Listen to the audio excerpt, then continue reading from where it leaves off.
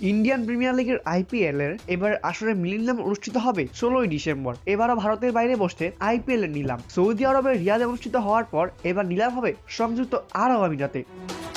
এরই মধ্যে আইপিএল নিলামে অংশ নিতে 1355 জন ক্রিকেটার নাম জমা দিয়েছেন। যদিও আইপিএল দলগুলোর হাতে বাকি মাত্র 77টি জায়গা। এর মধ্যে বিদেশি ক্রিকেটার জায়গা হবেন মাত্র 31টিতে। এরই মধ্যে জল্পনা কল্পনা চলছে আইপিএল নিলামকে ঝড় তুলতে যাচ্ছেন সর্বোচ্চ ক্যাটাগরি। এই ক্যাটাগরিতে আছেন ক্যামেরন গ্রিন, মুস্তাফিজুর রহমান ও লিয়াম লিভিংস্টনের মতো তারকা ক্রিকেটাররা। বিশেষ করে গ্রিনকে আগে থেকে নিজেদের লক্ষ্য বানিয়ে রেখেছে আইপিএল এর বেশ কয়েকটি ফ্রাঞ্চাইজি। তবে নিলামে যত বেশি দামই উঠুক না কেন, ক্রিকেটারদের কেউই 18 কোটি রুপির বেশি পাবেন না। মূলত নতুন এই নিয়ম করে খেলোয়াড়দের দামে লাগাম টানছে বিসিসিআই। ক্রিকেট ভিত্তিক ওয়েবসাইট ESPN ক্রিকইনফো জানিয়েছে 18 কোটি রুপি বেশি উঠলেও সে অঙ্ক খেলোয়াড় পাবেন না। অতিরিক্ত টাকাটি যোগ হবে বিসিসিআই প্লেয়ার ডেভেলপমেন্ট ফান্ডে। এমন অনেক ক্রিকেটার আছেন যারা মেগা নিলামে নাম না দিয়ে মিনি নিলামের অপেক্ষায় থাকেন, যাতে করে তারা বড় অঙ্কে কোনো দলে যেতে পারেন। বিসিসিআই এসব বিষয়কে গুরুত্ব সহকারে দেখেছে। এদিকে নিলামে সবচেয়ে বেশি অর্থ নিয়ে যাচ্ছে কলকাতা নাইট রাইডার্স। আইপিএল এর দুইবারের চ্যাম্পিয়নদের হাতে এখনো বাকি 64.3 কোটি রুপি। দ্বিতীয় সর্বোচ্চ 43.4 কোটি রুপি আছে চেন্নাই সুপার কিংসের হাতে।